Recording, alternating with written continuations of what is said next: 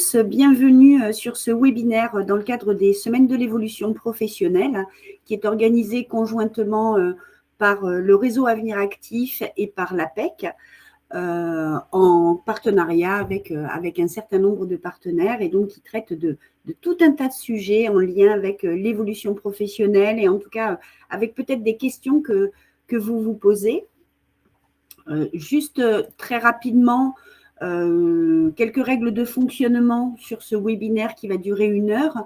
Vous avez à votre disposition un chat sur lequel vous allez pouvoir poser toutes vos questions. Je ferai quelques pauses au cours du webinaire justement où j'essaierai de traiter toutes vos questions. Alors ne m'en veuillez pas si je ne traite pas toutes vos questions. Parfois elles sont très nombreuses et le temps étant limité, eh bien c'est parfois un peu compliqué de pouvoir répondre à toutes vos questions, mais en tout cas je vais m'y efforcer. Quelques mots également sur les semaines de l'évolution professionnelle qui ont démarré la semaine dernière. Donc, c'est un événement national qui est organisé sur les 2 premières semaines du mois d'octobre, qui a démarré donc la semaine dernière. Nous sommes maintenant bien avancés sur cette 2e semaine et qui vous propose des événements 100% en mode 100% digital qui sont gratuits, qui sont accessibles à tous. Et puis qui vous propose donc un programme de plus de 75 webinaires sur des thèmes qui peuvent vous intéresser, tels que la reconversion, l'immersion en entreprise, les métiers porteurs, etc. etc. Donc, n'hésitez pas à aller consulter le programme. Ce n'est pas fini, ça dure encore jusqu'à la fin de la semaine. Vous pouvez encore vous inscrire, donc n'hésitez pas à y participer. Ce que je voulais vous dire aussi, c'est qu'un replay sera mis à votre disposition sur le site des Semaines de l'évolution professionnelle. Donc, en cas de besoin, n'hésitez pas non plus à consulter les replays des webinaires auxquels vous n'auriez pas pu assister. Pour cause de disponibilité. Nous avons tous des vies très agitées qui ne nous permettent pas parfois d'assister à tout ce qui nous intéresserait. Donc, moi, je suis Virginie Augros, je suis coordinatrice pédagogique du réseau Avenir Actif en Occitanie. Donc, vous venez de tout un tas de régions, mais sachez-le, voilà, c'est l'Occitanie qui vous parle aujourd'hui. Vous allez certainement apercevoir dans le chat mon collègue Corentin Durand qui est là, qui est l'homme de l'ombre et qui va vous donner tout au long de ce webinaire des liens que vous pourrez bien sûr réutiliser. Ces liens, vous les retrouvez également sur le support qui sera aussi mis à votre disposition. Eh bien, nous allons pouvoir entrer maintenant directement dans le vif du sujet. Donc, le thème de cette fin de matinée, c'est « Je suis salarié et j'ai besoin d'aide pour ma recherche d'emploi ». Quand on est salarié, parfois, on a envie aussi d'aller voir si d'autres emplois ne seraient pas plus compatibles ou en tout cas plus adaptés à nos objectifs professionnels.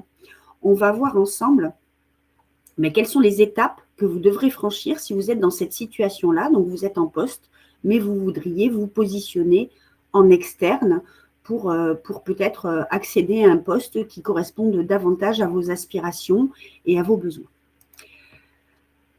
Donc, on va balayer ensemble toutes les étapes que vous allez devoir franchir.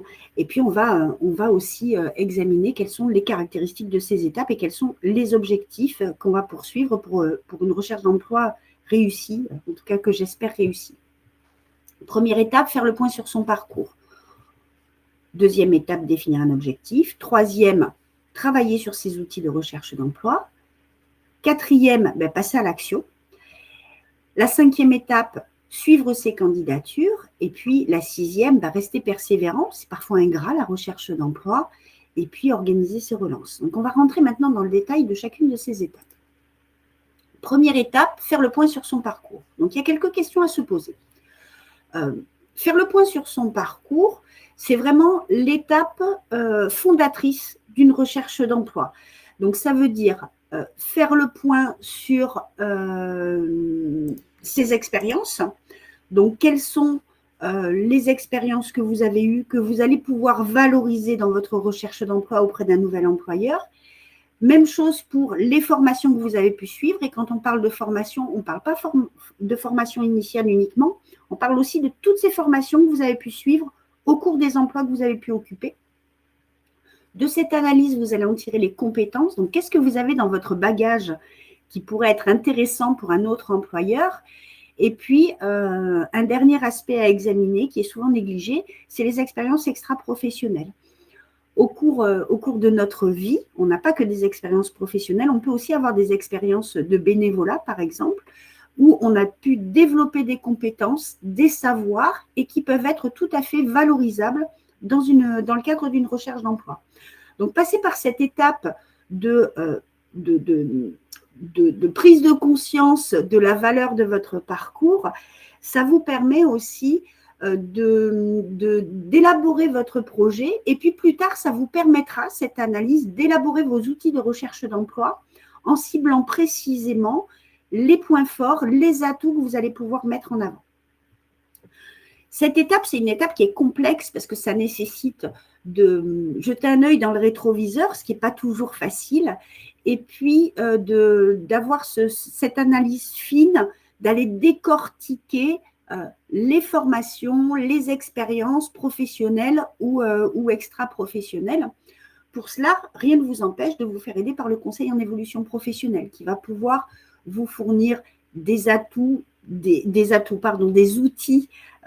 outils d'analyse et qui vont pouvoir vous aider justement dans cette étape qui peut sembler un peu laborieuse, que parfois on néglige, mais qui est vraiment fondatrice de toute la suite de votre démarche. La deuxième étape, ça va être de déterminer votre projet. Déterminer votre projet, ça veut dire aussi analyser qu'est-ce que vous souhaitez pour l'avenir. Donc, qu'est-ce que vous ne voulez plus faire? Donc, quelles sont en fait les choses qui vous procurent de l'insatisfaction dans votre situation actuelle? Et puis, qu'est-ce que vous aimeriez retrouver pour l'avenir? Donc, qu'est-ce que vous voulez emporter avec vous dans votre nouvelle aventure professionnelle? C'est aussi faire le point sur ses intérêts, ses envies, ses motivations. Qu'est-ce qui vous donnerait envie de vous lever le matin pour accéder à ce nouveau poste, en tout cas pour rechercher quelles sont les caractéristiques du poste que vous souhaitez retrouver et qui vous procurerait du bien-être et de la motivation. Et puis aussi, quels sont vos objectifs professionnels et mesurer également si votre projet, il est réaliste et réalisable selon la formule consacrée, donc à savoir, est-ce que le marché du travail existe dans votre zone de mobilité, quel métier précisément, quel type de poste, quel environnement de travail vous allez viser, et puis quels sont aussi vos besoins sur des choses très prosaïques, donc les horaires de travail, le salaire, est-ce que vous êtes prêt à faire des déplacements, voire peut-être à déménager, mais en tout cas, voilà, se poser toutes ces questions un petit peu concrètes pour pouvoir cibler également votre projet plus précisément. Et donc, finalement, ça en revient à définir ses objectifs professionnels. Donc, qu'est-ce que vous recherchez dans le nouveau poste? Donc, quel est un petit peu le périmètre du nouveau poste que vous seriez prêt à prendre? Donc, quel est le poste pour lequel vous seriez prêt à quitter votre emploi actuel, finalement? Dans quel type d'entreprise? Et puis, faire aussi un petit pas en avant, en tout cas, essayer de penser au coup d'après, à plus long terme, comment est-ce que vous voyez évoluer votre carrière? Donc voilà, définir précisément ces objectifs, ça va vous permettre ensuite de cibler votre recherche d'emploi plus précisément également. On va un petit peu détailler tout ça. Donc, les questions à se poser à nouveau concernant le secteur d'activité. Est-ce qu'il y a un secteur d'activité qui vous attire? À quel type d'activité va votre préférence? Est-ce que c'est plutôt le domaine commercial, le domaine social, le domaine du bâtiment? En tout cas, voilà, déjà définir un grand secteur d'activité. Une fois que vous avez défini ce grand secteur d'activité, vous allez pouvoir déterminer quel va être le type de poste. Quel est le poste qui vous intéresserait? Est-ce que, voilà, sur quel type de fonction vous aimeriez vous diriger? Et puis également, se poser la question du type d'entreprise. Est-ce que vous souhaitez plutôt travailler dans une petite équipe, dans un grand groupe, sur une entreprise, dans une entreprise qui serait plutôt une entreprise implantée durablement depuis longtemps et plutôt traditionnelle peut-être, ou plutôt une start-up où ça bouge, où vous seriez stimulé sans arrêt. Et puis, dernier point, l'emplacement géographique. Donc, définir votre zone de mobilité. Autour de mon domicile, combien de kilomètres je suis prêt à parcourir pour me rendre au travail, ou quel temps de trajet. Quand on habite dans une grande ville, ça se calcule souvent en termes de temps de trajet. Est-ce que j'envisage un déménagement ou pas, si jamais l'emploi ne se situe pas dans cette zone géographique? Voilà, en tout cas, se poser toutes ces questions-là. Un exemple que je donne parfois concernant l'emplacement géographique, si vous êtes passé par toutes les étapes précédentes et que vous vous dites, ben moi j'adore la mer, je veux devenir marin-pêcheur, mais je ne veux absolument pas déménager et la mer est à plus de 50 km de chez moi, ben peut-être que vous aurez des concessions à faire ou peut-être qu'il va vous falloir réfléchir à un nouveau projet. Là encore, le conseil en évolution professionnelle peut vous aider à déterminer tous ces critères de recherche d'emploi. On va faire une petite pause et je vais regarder les questions du chat pour tenter de répondre aux questions que vous vous posez d'ores et déjà.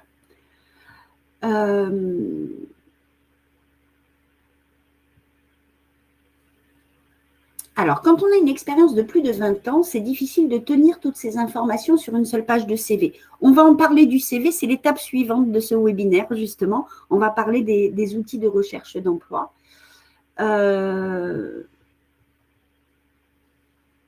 Ok, ben voilà, il n'y a pas plus de questions que ça. Donc, je vais poursuivre ma présentation. On va aborder les outils de recherche d'emploi. Donc, les outils de recherche d'emploi, parfois, quand on est dans un poste, dans une entreprise depuis très longtemps, ça fait très longtemps qu'on n'a pas fait de CV. Les usages dans les processus de recrutement évoluent également. Donc, ben, vous savez que avec toutes ces nouvelles technologies, l'arrivée de l'IA, les process de recrutement peuvent aussi changer parce que les outils d'analyse des candidatures peuvent être différents de ce qu'on a pu connaître il y a 10 ans ou 20 ans. Donc, on va balayer ensemble quelles sont les petites règles à respecter pour pouvoir travailler sur ces outils de recherche d'emploi. Quand on parle d'outils de recherche d'emploi, on parle principalement de 3 outils et on fera une petite parenthèse aussi sur l'entretien d'embauche en fin de webinaire. Donc, les outils de recherche d'emploi, ce sont des outils de communication. Les 3 principaux, c'est le CV, la lettre de motivation et également les réseaux sociaux professionnels en fonction du type d'emploi que vous recherchez. Donc, le CV, c'est un outil de communication et c'est bien souvent la première image qu'un recruteur se fait de vous et de votre profil. Donc, il ne faut surtout pas le négliger. Même si on peut se dire « allez, tout se joue à l'entretien », c'est vrai, mais ça n'empêche qu'il faut que ce CV donne envie à la personne qui le lise d'en savoir plus sur vous. Donc, il faut vraiment travailler sur ce CV de façon consciente de cet enjeu. Donc, en se mettant à la place du recruteur qui va lire votre CV et qui ne vous connaît pas. Ce qu'il faut savoir, c'est que la lecture d'un CV, la première lecture d'un CV, il y a des études qui ont été faites, c'est 30 secondes. Donc, en 30 secondes, il faut que la personne qui lit votre CV puisse repérer les principaux éléments de votre profil pour pouvoir avoir envie de vous rencontrer par la suite. Donc, il faut qu'il soit clair, il faut qu'il soit lisible, il faut qu'il soit agréable à lire. Et puis, il faut qu'il y ait tous les éléments pertinents en lien avec le poste qui puissent faire dire à la personne qui le lit, cette personne, elle peut être intéressante et elle peut répondre à mon besoin. Voilà en gros à quoi ça sert le CV. Donc, il faut être très précis. Et justement, vous voyez toute cette phase d'analyse préalable qu'on a pu faire, c'est là que ça va nous être utile. Parce qu'une fois qu'on a analysé son parcours, ses compétences, qu'on a déterminé quel est le type de poste, eh bien, on va pouvoir faire correspondre tous ces éléments pour pouvoir cibler le CV précisément vers votre objectif. Donc, il faut lui donner envie à travers le CV d'en savoir plus pour vous. Ça passe par quelques petites astuces. Un CV, il doit être ciblé vers un poste précis. Donc, pensez à mettre un titre sur votre CV. Voilà, au premier coup d'œil, il faut que la personne qui lise votre CV puisse voir que le poste auquel vous prétendez correspond à son besoin. Donc, on évite aujourd'hui de faire des CV qui soient très généralistes. Justement, on fait des CV qui sont bien plus ciblés. Vos expériences, soyez précis sur vos expériences. C'est un petit peu le cœur du CV. Donc, pensez à y mettre aussi en avant vos compétences, ce que vous avez développé, peut-être des objectifs que vous avez atteints, des réussites que vous avez pu avoir. Donc, par contre, on n'est pas exhaustif, n'allez pas tout noter, tout ce que vous avez fait poste par poste. Il faut vraiment inscrire ce qui correspond le mieux au poste que vous visez.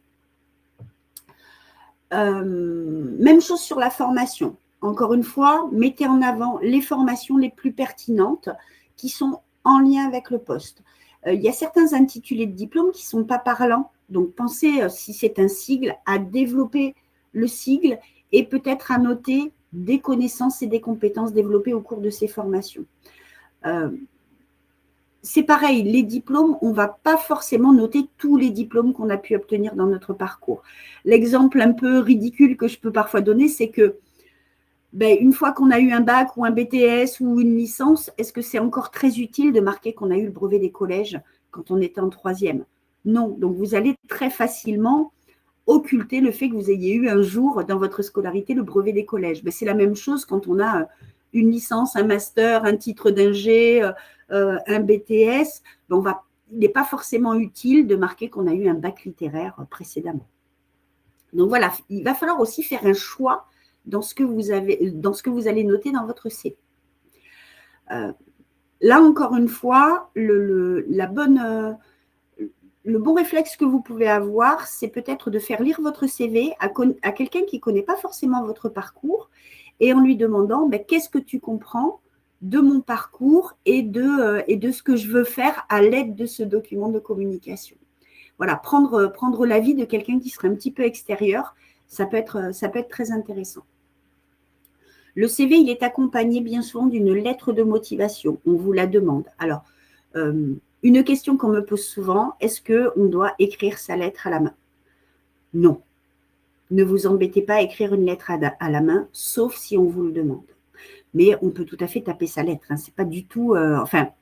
on communique de plus en plus par mail. On envoie très peu de courriers. Donc, la lettre manuscrite n'a plus tellement de sens aujourd'hui. Par contre, c'est pas parce qu'on ne l'écrit plus à la main et qu'on ne prend plus notre plus jolie plume et notre plus belle écriture qu'il faut la négliger. Cette lettre, elle est lue réellement. Donc, pensez, tout comme vous allez le faire avec votre CV, pensez également à personnaliser votre lettre de motivation. Personnaliser sa lettre de motivation, ça veut dire prendre le temps de faire des recherches sur l'entreprise, sur le poste, et donc montrer à travers cette lettre que, encore une fois, insister sur le fait que vous correspondez au poste en mettant bien en concordance les caractéristiques du poste avec votre profil à vous et en montrant votre motivation. Dans lettre de motivation, il y a motivation. Donc, il va falloir montrer que vous avez envie de ce poste pour lequel vous postulez. Une lettre de motivation, une page, pas plus. Il n'y a pas besoin d'en mettre plus qu'une page. Par contre, attention aux répétitions, au copier-coller. Comme on ne fait plus de lettres manuscrites, on a tendance à faire des copier-coller. Donc, relisez bien votre lettre. Attention aux fautes d'orthographe. On a des correcteurs orthographiques si vous n'êtes pas bon en orthographe. Et tout le monde ne peut pas être bon en orthographe. Et même les personnes qui sont très bonnes en orthographe laissent bien souvent échapper une petite faute d'accord ou une imprécision. Donc, attention aux fautes d'orthographe. Ça, c'est vraiment… en fait, envoyer une lettre qui n'a pas de faute d'orthographe, ça montre à la personne qui recrute que vous avez pris la peine d'apporter vraiment un soin à cette lettre de motivation. Ne gonflez pas non plus vos compétences, ça va vite se voir. Parfois, il est très tentant de vouloir en rajouter. Il vaut mieux rester honnête parce que imaginez que vous soyez recruté sur une compétence que vous ayez mise en avant et que vous ne possédez pas finalement, vous allez vous retrouver en difficulté sur le poste et ça va rapidement se voir. Donc, il vaut mieux toujours rester honnête. Et puis, cette lettre, on la conclut par évidemment une formule de politesse et puis une invitation à organiser une rencontre pour pouvoir parler plus précisément de votre profil, de vos expériences, de vos objectifs. Donc voilà, une lettre de motivation, ça vient appuyer le CV et ça vient préparer le fait que vous êtes ouvert à un entretien d'embauche.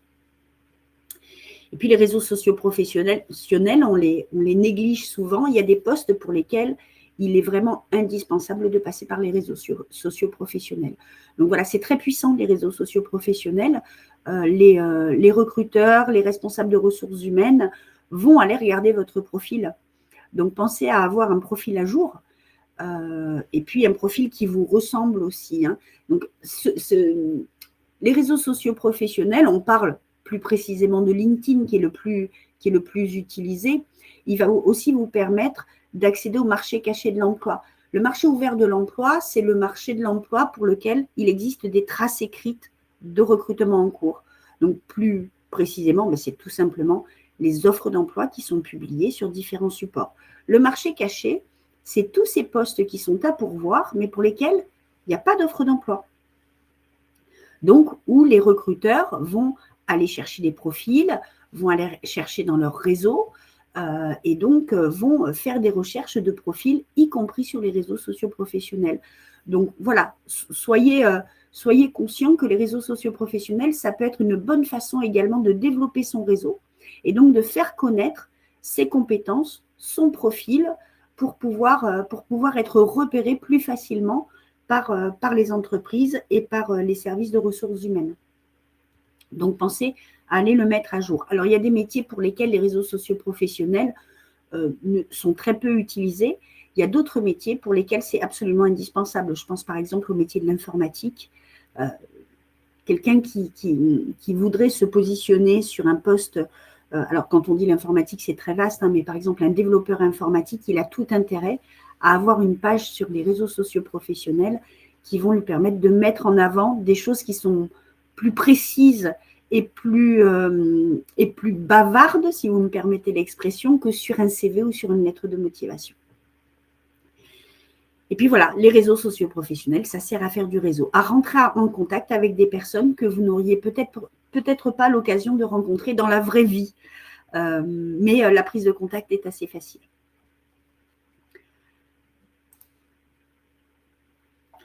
Quelques outils pour vous aider donc dans la mise en place de ces trois gros outils.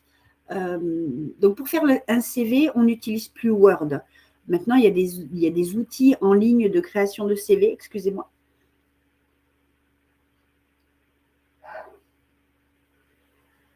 Pardon.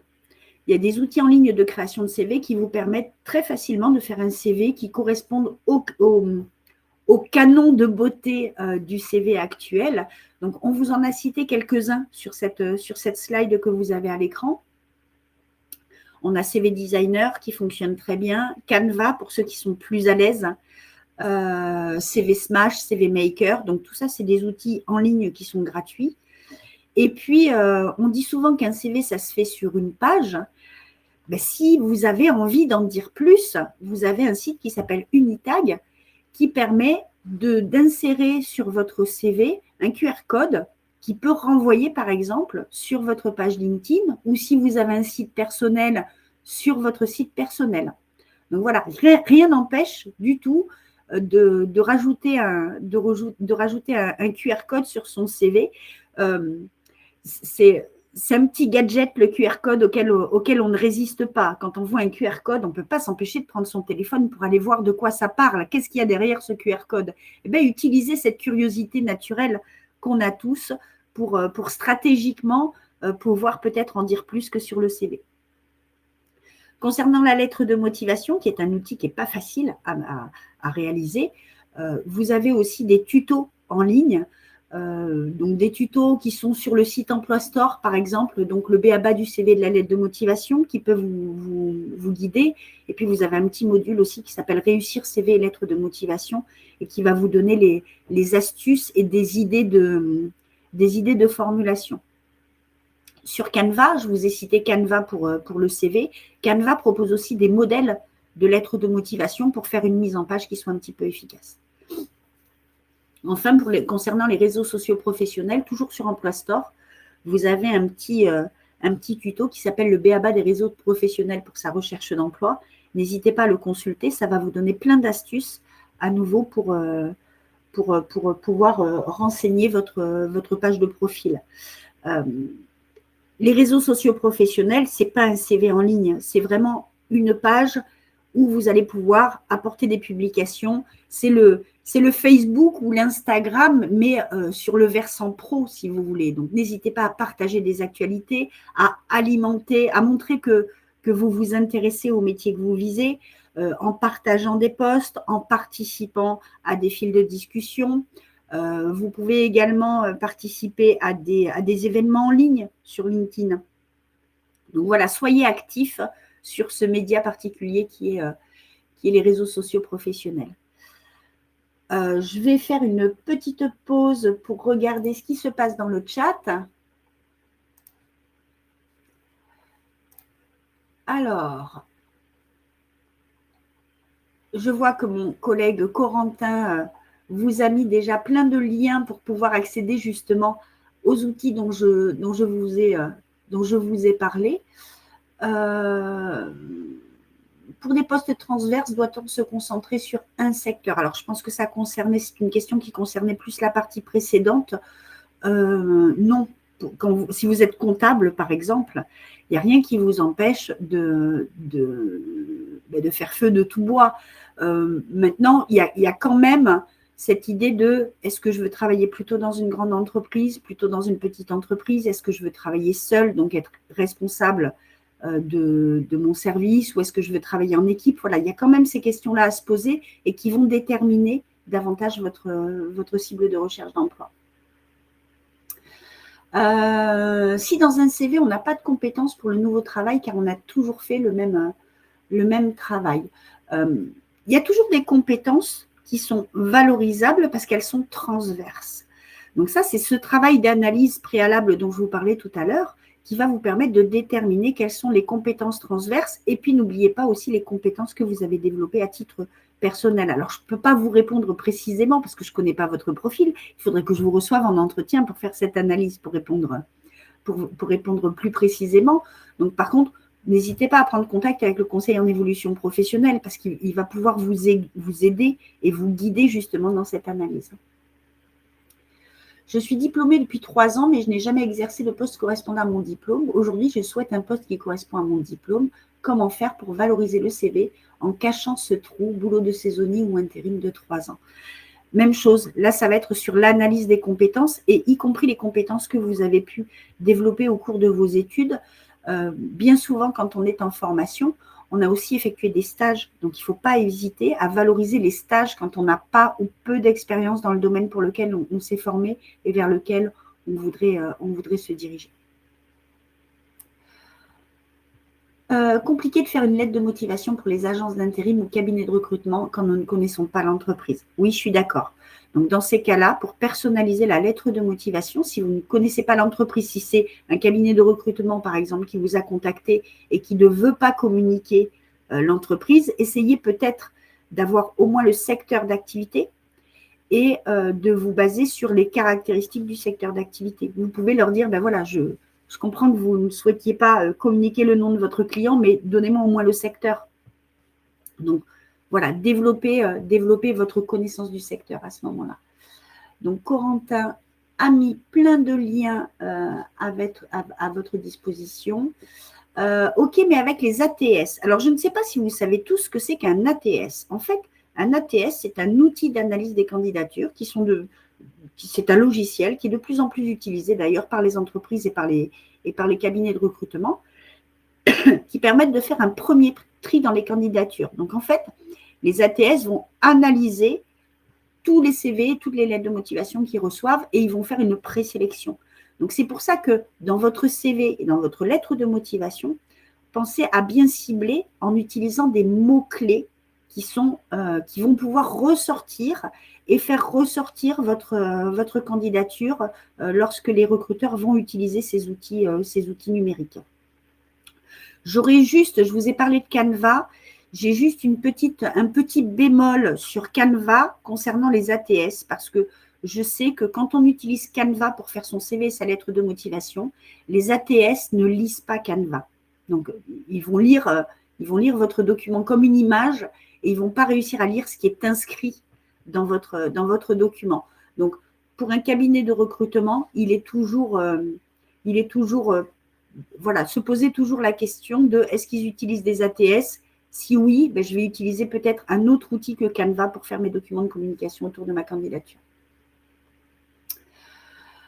On me dit le contraire, le CV esthétique n'est plus recherché, notamment ne pas utiliser Canva voilà, ne passe pas les filtres ATS des recruteurs. Donc, vous voyez, j'aurais mieux fait de lire un petit peu plus loin. Alors, quand on dit les CV esthétiques ne passent pas, un CV, il faut que ce soit quand même un peu sobre. Donc, évitez de mettre toutes les couleurs de l'arc-en-ciel, effectivement, sur votre CV. Mais par contre, il faut que ce soit agréable à lire.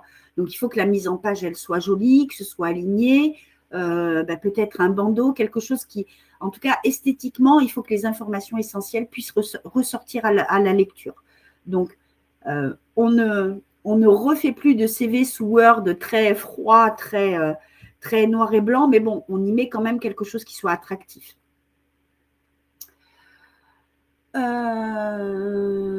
Donc, les logos, les images, les colonnes ne passent pas les ATS. Oui, mais le contenu va passer.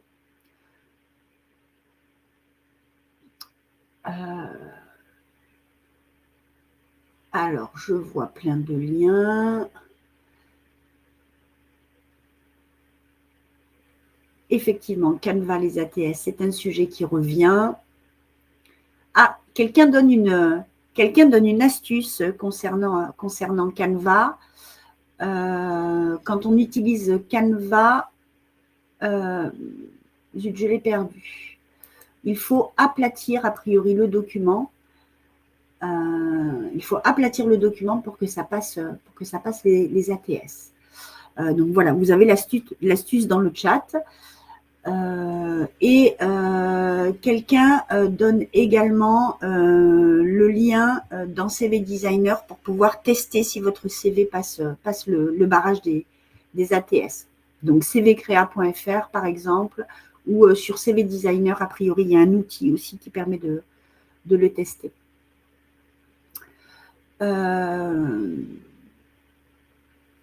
Est-ce que les pictos pour les activités extra-professionnelles sont conseillés ou has-been?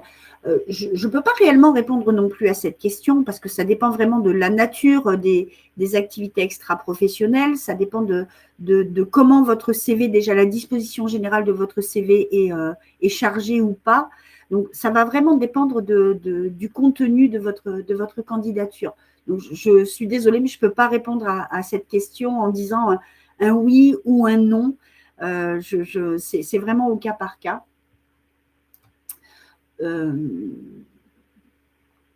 Donc voilà, n'hésitez pas à prendre contact, ça va vous permettre de faire peut-être une analyse de vos outils de recherche d'emploi. En tout cas, voilà, vous avez les principes généraux, en tout cas concernant vos outils de recherche d'emploi.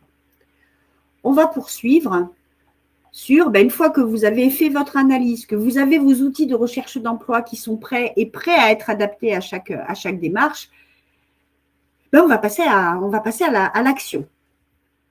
Passer à l'action, ça veut dire repérer les entreprises qui pourraient vous intéresser, en tout cas correspondre à vos objectifs. Pour cela, vous pouvez aussi explorer les secteurs qui recrutent, les entreprises qui recrutent en utilisant notamment les outils qui sont mis à disposition par France Travail ou par les régions. Les régions aussi ont des outils d'analyse du marché du travail. Pensez à vous abonner aux job boards. Alors, les job boards, c'est des sites de recherche d'emploi qui vont vous proposer tout un tas de postes. Donc, vous pouvez vous créer des alertes sur les job boards. Alors, les principaux, c'est Indeed, Région Job, Cadre Emploi. L'APEC est aussi un job board. Météo Job, vous avez Monster également. Donc, n'hésitez pas à vous créer des alertes. Ça vous permettra de recevoir un mail à chaque fois qu'une offre qui correspond à vos critères paraîtra. Suivez les pages web des entreprises qui vous intéressent. Donc, les réseaux sociaux professionnels, c'est très intéressant pour ça, puisqu'on peut s'abonner aux pages des entreprises qui vous intéressent. Et puis, pensez aussi à activer votre réseau. Donc, parlez autour de vous, de votre réseau physique, hein, je veux dire, à parler autour de vous de vos objectifs, de votre recherche d'emploi. Si les personnes qui vous entourent ne savent pas que vous êtes en veille pour éventuellement envisager de changer d'emploi, ils ne peuvent pas le deviner. Par contre, si vous leur dites, ils peuvent vous dire, moi je connais quelqu'un qui travaille dans telle entreprise, c'est intéressant, je sais que je suis en contact avec un tel qui recherche un profil comme le vôtre. Voilà, donc pensez les recherches d'emploi classiques, hein, abonnez-vous. Et puis le réseau, qu'il soit virtuel à travers les réseaux sociaux professionnels, et puis aussi le réseau des personnes que vous connaissez. Tout ça, ça va vous permettre de saisir des opportunités, donc de réaliser des candidatures. Donc, vos outils sont prêts, mais il n'y a plus qu'à passer à l'action. Donc, candidatez aux offres qui vous intéressent. Que ce soit sous le mode de la candidature spontanée d'ailleurs ou sous le mode de la réponse aux offres d'emploi. Donc, quelques sites utiles, hein, vous les avez là. Hein, donc, j'en ai cité déjà quelques-uns. Donc, quelques job boards. France Travail, on n'y pense pas toujours, mais France Travail, c'est quand même le premier site de compilation des offres d'emploi en France. Et puis, pour pouvoir explorer les entreprises qui recrutent, vous avez un module qui est un module de France Travail qui s'appelle La Bonne Boîte, qui permet de repérer les entreprises qui ont un projet de recrutement sur un métier et une zone géographique. Et puis la PEC également, qui peut vous donner des informations sur les emplois cadres qui sont en pénurie de main-d'œuvre, par exemple, pour pouvoir étudier cette possibilité-là. Une fois que vous avez lancé vos candidatures, il va falloir les suivre. Et ça, c'est l'étape suivante. Donc, s'organiser, ça veut dire se dégager du temps, se mettre en place une certaine routine ou une certaine discipline, alors qui sera la vôtre en fonction de vos contraintes et en fonction du temps que vous vous laissez pour pouvoir explorer cette possibilité de vous positionner sur un autre poste. Ça peut être, je me dégage 1 heure de recherche d'emploi chaque soir ou chaque semaine. Voilà, ça va dépendre vraiment de vous, de vos contraintes et de comment vous souhaitez vous organiser. Et puis, une fois que vous avez commencé à multiplier les candidatures, il va falloir les répertorier, ces candidatures, puisque l'étape suivante, ça va être quand même de les suivre. Donc, il vous faut absolument savoir à qui est-ce que vous avez envoyé des candidatures et quel type de candidature. Donc, vous pouvez utiliser le bon vieux cahier. Voilà, à tel jour, j'ai envoyé une candidature pour tel poste à telle personne, j'ai fait des recherches, je sais que le RH ou la RH s'appelle comme ceci, comme cela, et puis quelles sont les suites qui ont été données à mes candidatures.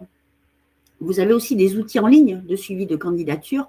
Donc, il y a par exemple Grimp, qui est un outil de suivi de candidature que vous trouvez aussi sur l'Emploi Store, qui vous permet de suivre vos candidatures et vos démarches de recherche d'emploi, d'ailleurs, y compris vos démarches de réseautage en ligne. Donc, d'avoir un tableau de bord vraiment très complet et accessible partout. Je suis en train de regarder où on en est. Est-ce que vous avez des questions sur cette partie organisation de la recherche d'emploi? Je vais jeter un œil. Hop. Existe-t-il des job boards exclusivement dédiés aux cadres en dehors de la PEC? Pas à ma connaissance.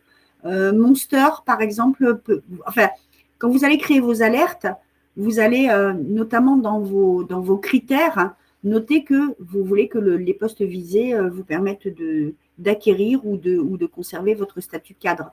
Donc, il y a des filtres que vous pouvez appliquer. La PEC reste quand même la référence pour l'emploi cadre.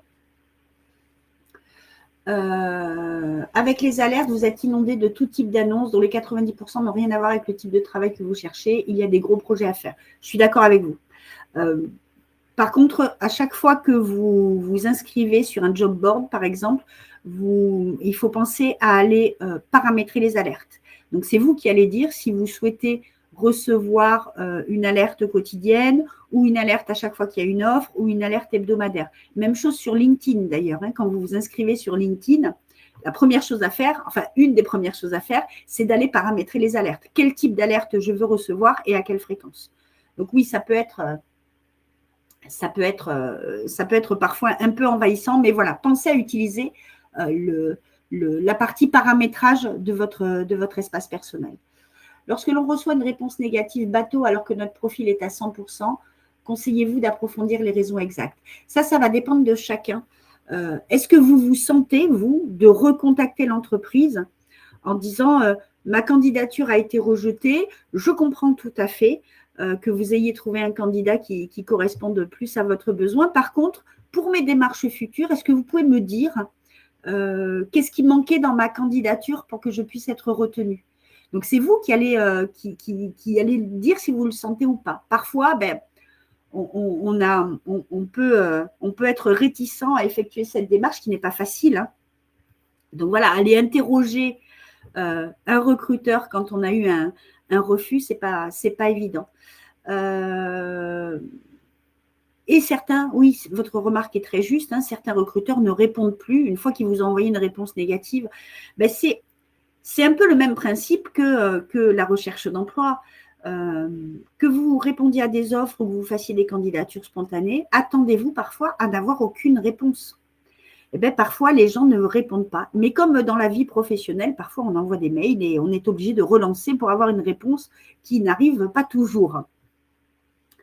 Mais oui, peu de recruteurs répondent. Effectivement, j'ai tendance à dire, je le regrette, hein, que certains recruteurs sont très mal élevés et que vous faites l'effort de faire une candidature dans l'effort, mais qu'eux ne prennent pas la peine de vous répondre. Malheureusement, c'est quelque chose sur lequel on n'a pas de pouvoir. Mais oui, vous pouvez tout à fait essayer d'avoir la réponse et voilà, en le présentant sur le versant positif. Voilà. J'ai envie d'améliorer mes démarches. Est-ce que vous pouvez me donner des clés pour améliorer mes démarches? Oui, c'est tout à fait possible. Et il circule, vous avez raison aussi, des fausses offres, ou en tout cas des offres pour lesquelles c'est déjà joué, j'ai envie de dire. Donc, ça veut dire qu'ils avaient déjà un recrutement en interne, quelqu'un qui était positionné, et il y avait très peu de chances qu'ils recrutent quelqu'un en externe. Donc oui, ça arrive aussi. Malheureusement, ça fait partie des choses sur lesquelles on n'a absolument pas de prise. Voilà. Mais c'est vrai que c'est ingrat, la recherche d'emploi. C'est très ingrat. On fait beaucoup de démarches avec pas forcément beaucoup de résultats derrière. Mais c'est l'étape suivante, justement. Non, ce n'est pas tout à fait l'étape suivante, c'est l'avant-dernière étape. Pendant que vous êtes en train de faire vos candidatures, en parallèle, il va vous falloir préparer un entretien. Quand vous envoyez une candidature, vous pouvez très bien avoir un message le jour même qui vous propose un entretien d'embauche le lendemain matin à 9 h. Donc, ça peut être un peu panique à bord si ça arrive trop vite. Donc, pensez à préparer votre entretien avant. Mais tout ce travail préalable dont je vous ai parlé, repérage de vos atouts, analyse de vos compétences, de vos motivations, et bien ça va venir aussi nourrir la préparation de votre entretien de recrutement avec une entreprise. Ça permet de se rassurer, ça permet d'apprendre à valoriser son parcours. Vous avez quelques outils en ligne, encore une fois, que je vous ai mis sur le diapo. Donc, sur Emploi Store, vous avez un outil qui s'appelle Mon entretien virtuel qui vous permet de vous mettre dans la peau d'un candidat et d'apprendre à répondre de la façon la plus pertinente possible aux questions qui peuvent être posées et surtout de balayer aussi l'éventail des questions possibles. Vous avez aussi un outil de simulateur d'entretien sur le site de l'APEC. Ces deux outils sont bien entendu gratuits. Prenez connaissance des questions qui peuvent vous être posées. Pensez à préparer ce petit pitch de début d'entretien au moins. Voilà, un entretien d'embauche, ça commence souvent par parlez-moi de votre parcours, parlez-moi de votre profil. Donc, entraînez-vous en 2 minutes chrono ou en 5 minutes chrono à raconter votre parcours en mettant en valeur vos atouts par rapport au poste que vous briguez. Et puis, on disait, hein, c'est très ingrat, donc pensez à rester motivé. Et effectivement, vous allez essuyer des refus, vous allez essuyer des absences de réponse à des candidatures sur des postes qui vous correspondraient en tout point, en tout cas qui correspondent à vos objectifs. Ça fait partie effectivement du côté ingrat de la recherche d'emploi. Ça peut prendre plusieurs mois, une recherche d'emploi. Donc, il va falloir penser à rester motivé et quand je vous disais mettre en place une routine, ça veut dire on ne se relâche pas, quoi. Si vraiment j'ai envie de changer d'entreprise, ma routine que j'ai mise en place, il faut que je la maintienne coûte que coûte pour que ça puisse payer un jour. Et puis, quand vous n'avez pas de réponse, relancez. La relance, c'est quelque chose qui va permettre de montrer votre motivation. Donc, j'ai envoyé une candidature.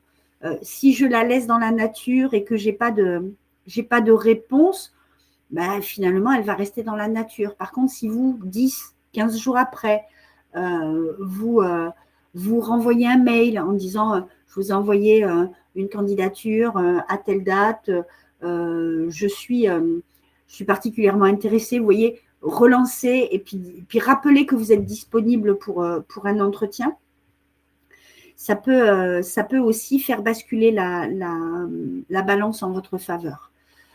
Si vous êtes reçu en entretien, pensez à envoyer un petit mail de remerciement. Vous savez, les entretiens, souvent, ils s'enchaînent, hein, les recruteurs enchaînent les entretiens. Envoyer un mail de remerciement, c'est comme envoyer une relance. Et ça permet aussi de montrer que vous avez du savoir-vivre et des savoir-être que vous aurez, que vous allez bien sûr amener avec vous sur un poste en entreprise. N'hésitez pas à confirmer votre intérêt pour le poste, à préciser que si d'autres questions survenaient, que la personne n'hésite pas à reprendre contact avec vous pour avoir des précisions supplémentaires. Donc ça va montrer que vous avez bien compris les enjeux du poste, que vous êtes motivé et que vous êtes ouvert à l'échange et au dialogue.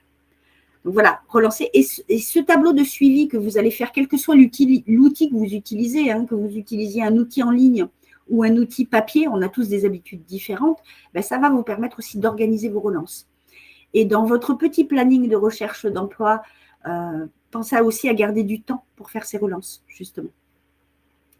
Donc voilà, on a balayé un petit peu toutes les étapes d'une recherche d'emploi quand on est salarié ou quand on n'est pas salarié d'ailleurs. Hein.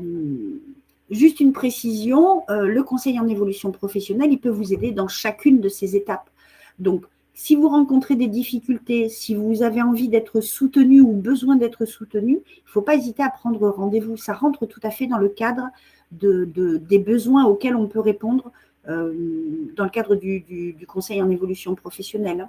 Donc, il peut vous aider à analyser votre parcours, il peut vous apporter des conseils ou juste une relecture sur vos outils de communication. Il peut vous aider à définir une stratégie. Donc, quels objectifs je poursuis, dans quel type de secteur d'activité, dans quel secteur géographique. Il peut également vous aider à mesurer s'il y a un écart entre les postes que vous visez et les compétences que vous avez. Il peut vous aider à mettre en place une formation qui vous permettrait de combler cet écart. Il peut vous aider dans l'élaboration d'un profil sur les réseaux sociaux professionnels. Il peut aussi vous aider à vous entraîner à l'entretien en jouant le rôle du recruteur pour que vous puissiez vous sentir plus à l'aise quand un vrai entretien surviendra.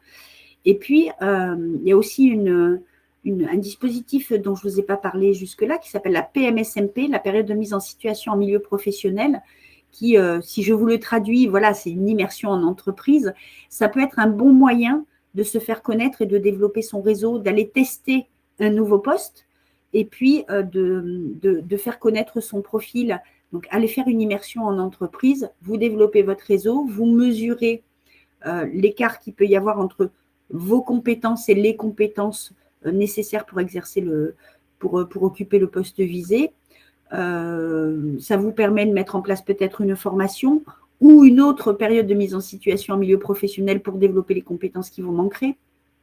Il y avait une personne tout à l'heure qui disait qu'elle elle avait suivi une formation mais qu'elle n'avait jamais travaillé dans le domaine dans lequel elle a été formée. La PMSMP, ça peut permettre aussi de remettre sur les outils de recherche d'emploi une expérience dans le domaine qu'on vise. Je vous dis n'importe quoi, vous avez été formé comme assistant ou assistante comptable, vous n'avez jamais exercé ce métier, parce que la vie fait parfois qu'on prend des jobs qui ne correspondent pas réellement à nos objectifs professionnels. Vous voulez remettre un pied dans ce domaine-là, rien ne vous empêche de mettre en place une PMSMP dans ce domaine-là pour pouvoir réactualiser et réactiver vos connaissances, vos compétences et surtout remettre en valeur dans vos outils de recherche d'emploi une expérience dans le domaine que vous visez. Je jette un œil sur le chat.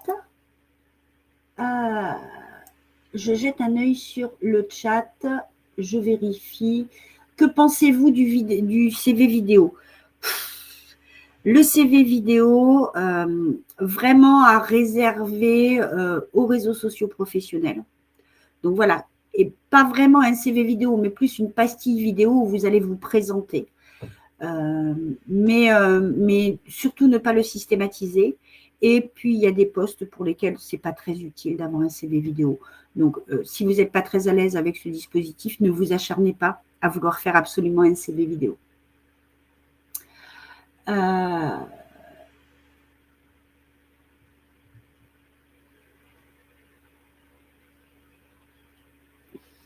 Je suis en train de regarder. Alors, lorsqu'on postule sur les job boards, on n'a pas les mails pour relancer. Oui, mais si vous connaissez l'entreprise, si vous avez le nom de l'entreprise, faites-vous un petit peu détective. On a tous Internet. Vous pouvez rechercher les informations ou vous pouvez aussi appeler l'entreprise en disant j'ai envoyé une candidature, j'aimerais avoir des nouvelles. Est-ce que vous pouvez me donner le mail auquel je peux m'adresser pour avoir des nouvelles de ma candidature? Donc, soyez également proactifs dans ce domaine-là. Et puis, les réseaux sont parfois une mine d'informations.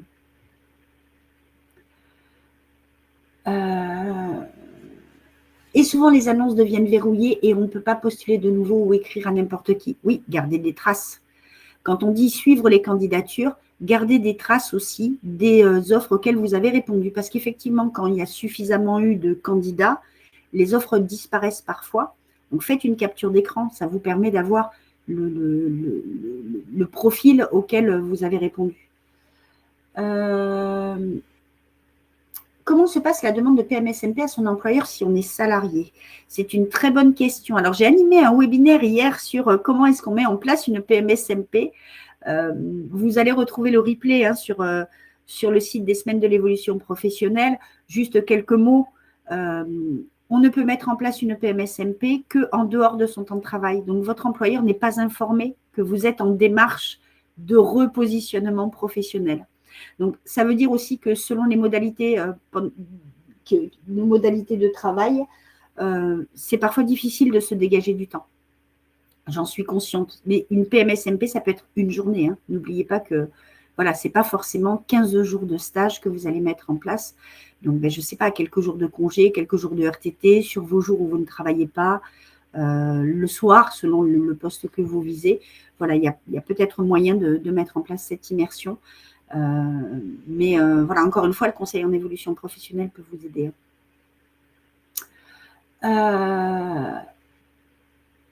Est-ce que se présenter à 2 postes dans une seule entreprise est néfaste? J'ai envie de dire, ça dépend des postes.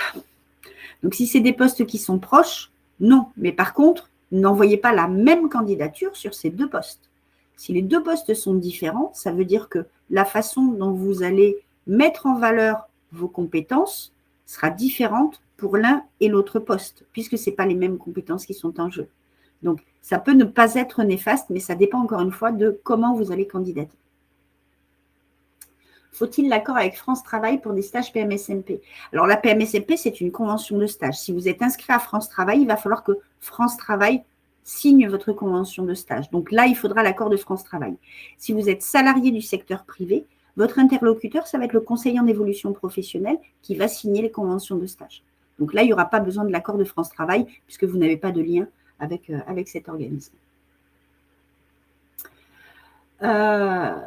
Et pour compléter la question de Fanny, si on postule pour les 2 postes, doit-on envoyer 2 CV et 2 lettres de motivation? J'aurais tendance à dire que oui. Tout garder les offres, ça permet de refaire son CV avec les missions et aussi de vérifier que les missions que l'on fait sont bien celles identifiées au départ, surtout pour les CDD ou les intérims.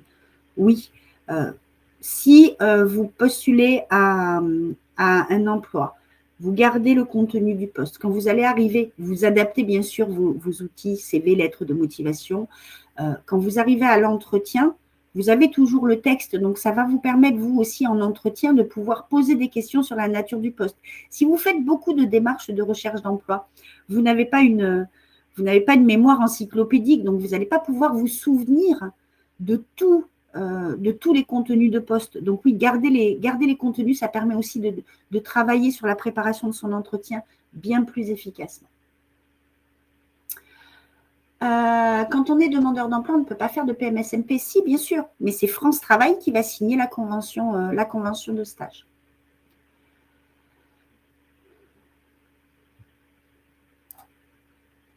Ok, je pense avoir répondu à toutes les questions. Juste quelques mots avant qu'on se quitte. Il est 56, j'ai quelques minutes pour vous parler. Alors, je vous parle beaucoup de conseils en évolution professionnelle depuis tout à l'heure. Juste pour vous préciser de façon plus détaillée, qu'est-ce que c'est le conseil en évolution professionnelle? Le conseil en évolution professionnelle, c'est un service public qui est ouvert à tous les salariés du secteur privé et les indépendants pour notamment faire le point sur sa situation professionnelle et puis mettre en place un projet ou une stratégie d'évolution professionnelle, que ce soit en interne, en externe, un projet de développement des compétences, enfin tout est imaginable. Ce service, il est gratuit. Donc, vous pouvez le solliciter tout au long de votre vie professionnelle. Quand on est à la retraite, on n'y a plus le droit. Il est gratuit, il est confidentiel, donc rien ne sortira de l'entretien ou des entretiens que vous aurez avec la personne qui vous accompagnera. Il est neutre, vous êtes accompagné par un référent unique de proximité. Donc, il y a des lieux d'accueil partout en France et le maillage territorial est très serré pour que vous puissiez trouver un lieu d'accueil qui correspond à votre zone géographique. Et il est personnalisé. Il est personnalisé dans ses modalités, donc c'est-à-dire que vous pouvez très bien avoir des rendez-vous en présentiel, mais si vous préférez le distanciel, rien n'empêche de faire de la visio, rien n'empêche de faire du téléphone, rien n'empêche d'échanger par mail. Donc voilà, soit en présentiel, soit en distanciel, personnalisé en fonction de vos objectifs.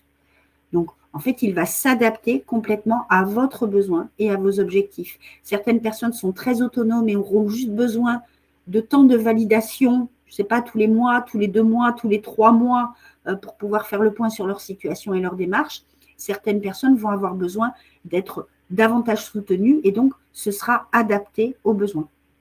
Pour prendre rendez-vous, je vous ai mis sur l'écran le site moncep.org. Donc, vous pouvez prendre rendez-vous partout en France sur le lieu qui vous correspond le plus en passant par ce site. Donc, vous verrez, on va vous demander de sélectionner votre région et vous pouvez demander à être contacté ou vous pouvez contacter directement le conseil en évolution professionnelle de votre région pour prendre un rendez-vous sur le lieu qui vous correspond le plus. Le conseil en évolution professionnelle, il est délivré par plusieurs organismes. Donc, on a Avenir Actif, auquel j'appartiens. Donc, Avenir Actif va accueillir tous les salariés et les salariés du privé et les indépendants. Vous avez l'APEC, dont je vous ai aussi beaucoup parlé, qui va accueillir les cadres. France Travail pour les demandeurs d'emploi. Les missions locales pour les jeunes de moins de 26 ans et Cap Emploi pour les personnes qui sont porteuses de handicap. Si vous êtes à la fois salarié et cadre, vous avez le choix, soit d'être accompagné par l'APEC, soit d'être accompagné par Avenir Actif. Donc, c'est vous qui allez faire le choix qui vous correspond le mieux.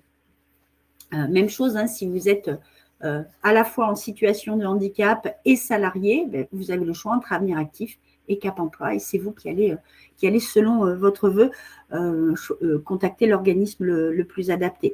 La seule règle, c'est qu'on ne peut pas être accompagné par 2 organismes en même temps. Donc, il va vous falloir faire un choix. Et puis, je vous le disais aussi, les objectifs peuvent être très différents. Ça peut être effectivement rechercher un emploi en externe, mais aussi s'informer sur les opportunités, trouver une formation qui corresponde à mon envie de développement de compétences, créer mon entreprise, préparer mon entretien professionnel, prendre du recul. Des fois, c'est juste aussi avoir un espace pour soi qui soit neutre, qui soit confidentiel et qui permet de parler de sa situation. Donc, il ne faut pas hésiter à le solliciter. C'est gratuit, c'est confidentiel, c'est neutre, encore une fois, et ça va s'adapter à votre besoin. La règle, en tout cas, c'est qu'il y a toujours un premier rendez-vous qui permet de faire le point. Et puis, on convient ensemble de s'il y a lieu ou pas de poursuivre par un accompagnement plus approfondi. Les rendez-vous sont toujours individuels avec le même référent qui va vous suivre tout au long de votre parcours et qui peut vous proposer, par contre, des ateliers collectifs si vous le souhaitez, qui va vous proposer aussi des ressources en ligne et éventuellement de vous mettre en relation avec des acteurs spécialisés. Par exemple, vous avez un projet de création d'entreprise, il va vous informer sur les organismes qui peuvent vous soutenir dans ce souhait. Donc voilà, prendre un rendez-vous, ça passe par le site moncep.org. Vous allez pouvoir aller dans la rubrique « Je trouve mon conseiller », sélectionner votre région et pouvoir avoir un rendez-vous très rapidement pour pouvoir faire le point sur votre situation et sur vos projets. Je crois que j'ai un petit peu débordé. Je vous remercie en tout cas de votre attention. N'hésitez pas à aller vérifier qu'il n'y a pas des webinaires qui vous plairaient, en tout cas sur la fin de cette semaine. Et puis, n'hésitez pas à prendre contact avec la PEC, avec Avenir Actif. Mais si vous avez des projets, si vous vous posez des questions, ne serait-ce que pour faire le point, c'est toujours très utile. En tout cas, je vous remercie beaucoup pour votre attention. Je vous souhaite à toutes et tous une très bonne journée et je vous dis à bientôt sur un autre webinaire. À bientôt.